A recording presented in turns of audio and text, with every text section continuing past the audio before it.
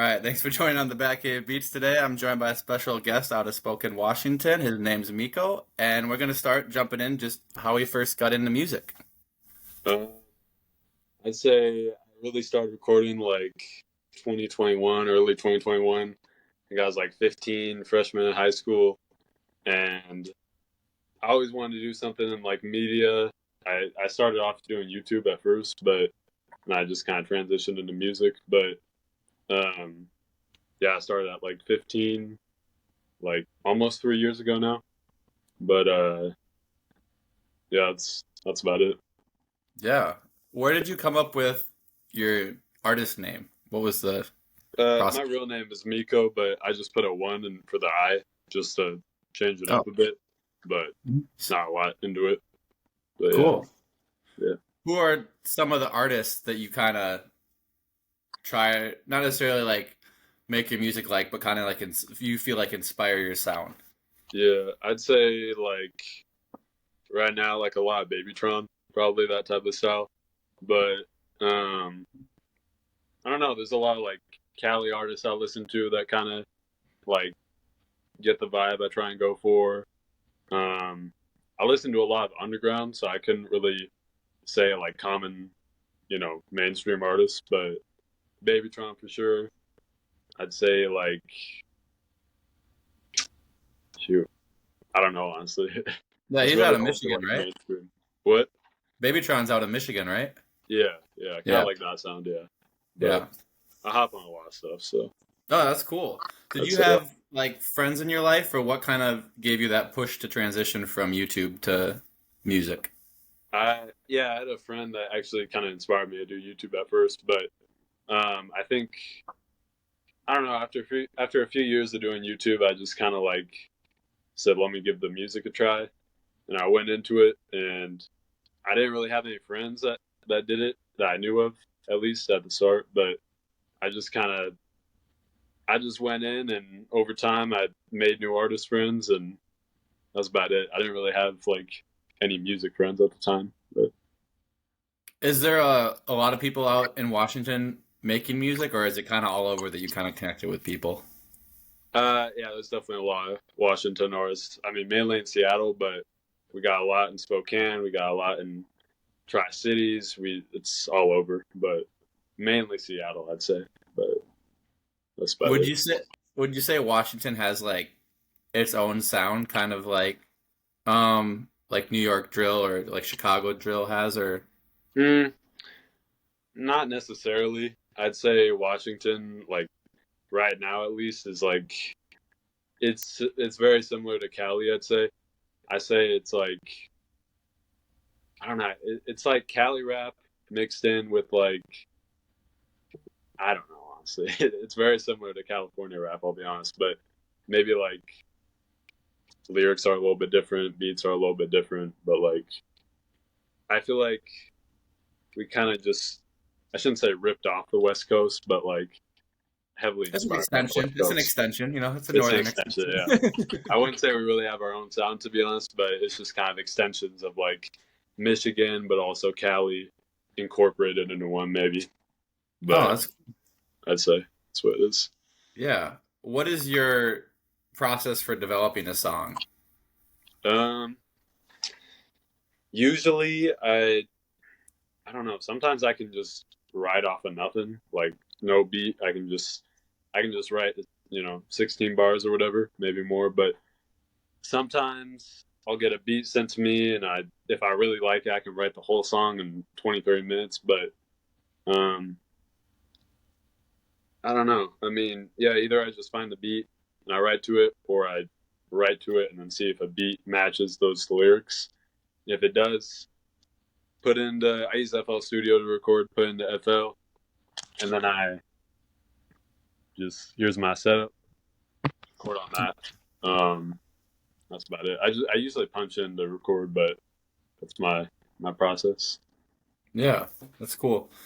What has been I know it's been short, you haven't been making music that long, but what's been like your proudest moment so far? Honestly, recently, like the past month, I've gotten the most like opportunities, artist friends, like tours, etc. But proudest moment, hmm, that's happened or that's like in the Yeah. future going. Okay, that's happened. Or if it's like already, I guess, on the table and coming up, then yeah. Okay, I'd say upcoming. I got a New York or not New York, a New Year's Eve party in Seattle with a bunch of artists. That's gonna be pretty nice. You know, a whole record label, and I get to meet everyone. That'll be nice. But and then also I got in Spokane. I don't want to say the date 'cause it's not for a while, but I'll say the date. It's in April, but it's not too. I don't know a whole lot, but it's a tour I'll be on just for one date though in April in Spokane. But I don't know a whole lot in folks. It's not another 4 months out, but um, probably those two. Yeah, that's awesome. Have you done touring before or performances previously? Nah, this is gonna be my first time performing, so Oh, that's awesome. That's yeah, exciting. yeah, Where you yeah, get to put all your work on display. yeah, yeah. It'll be nice. Yeah, it's nice that they're kind of spaced out, at least for now, where you can kind of have your first show and then kind of like adjust from what you like and what you want to do Mm, differently. yeah, yeah, definitely. Who are some of the artists growing up that you enjoyed listening to the most? Um, like I don't know. I listen to a lot. I mean, I'd say before the age of like 12, I really only listened to what my parents listened to.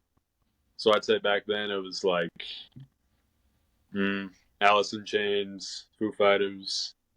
Um, I don't know. I can't remember all the artists, but a lot of music like that. Nirvana. But I'd say like when I really started to listening, like I'd say probably sixth grade, I really started to listen to like I don't know artists that I like. I guess I'd say like Lil Uzi was definitely one of them. I listened to him a lot. I'd say like YBN Namir at the time, like 2017. I was listening to him a lot.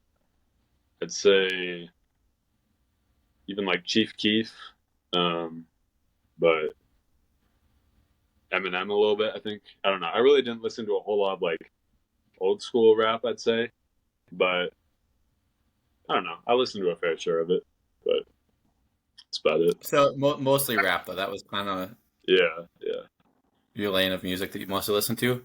yeah. You mentioned you listen to a lot of underground artists. Who are some of your favorite underground artists, I guess, right now? They're up and coming that you see a lot of potential in.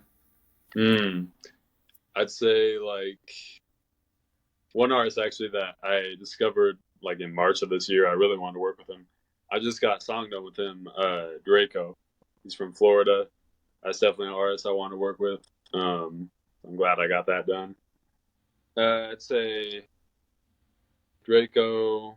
Hmm, I don't know if you'd consider like I don't know. Would you consider Midwest underground? Probably not. But I think he like toes the line because I thought he was like a lot bigger than what he is, and I saw that he was actually coming to the Twin Cities. I was like, oh, I should go to that show with him being yeah, kind of he's not as big as I thought he was. I don't know. But Maybe him. A lot of the underground. I'd say I listen to a lot of underground stuff, but mainly like the auto tune, like Midwest type of style stuff like that, or like Osama Sun, uh, Lucky, that type of stuff. But I listen to a lot, so I don't know. yeah, I'm just curious. Yeah. What's your like vision for your music right now? I know it's kind of like fresh, but do you have like plans, goals Mhm. in mind? I mean, one of the big goals was to perform this year. It's not until April, but that was Well, like and New Year's Eve, and New Year's Eve, so you're getting it in this year. that's true, yeah. Yeah, Um, Performing was like definitely one of the big ones this year. I wanted to get done, but in the future, I'd say just performing, getting better at that.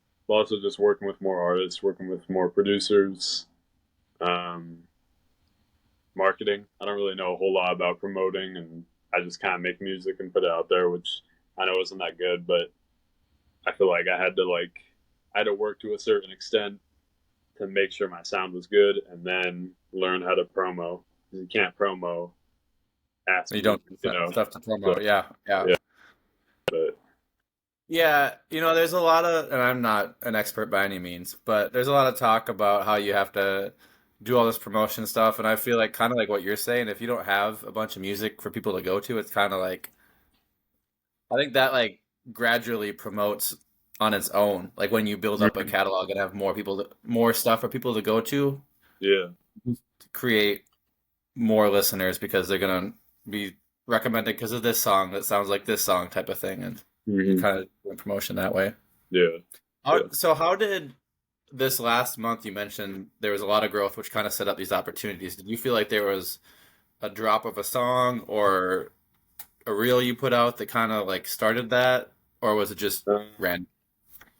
it was kind of a mixture of the two. I mean, it was mainly one of my artist friends that kind of put me onto the whole tour and like connections. But I'd say once I dropped a reel, that did pretty good.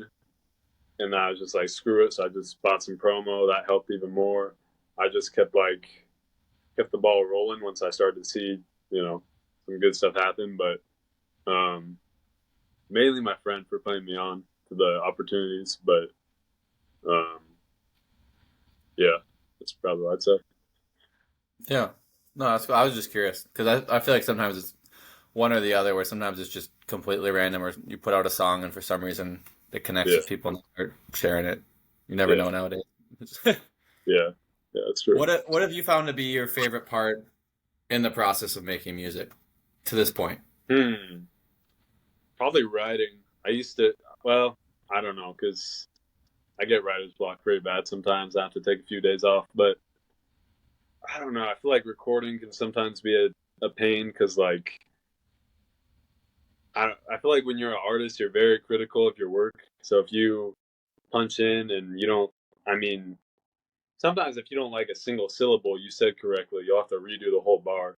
Like it's a pain sometimes. So I'd probably say like maybe I don't know, maybe writing, but probably either writing or mm, writing or recording because they're I don't know, they're kind of good and bad, um, but the final result is by far the best because you can really look and be like, you know, I wrote this, I recorded this, I either you made the beat or you got someone else to make the beat. Um, you had energy. You can look back and see the whole process all in one. So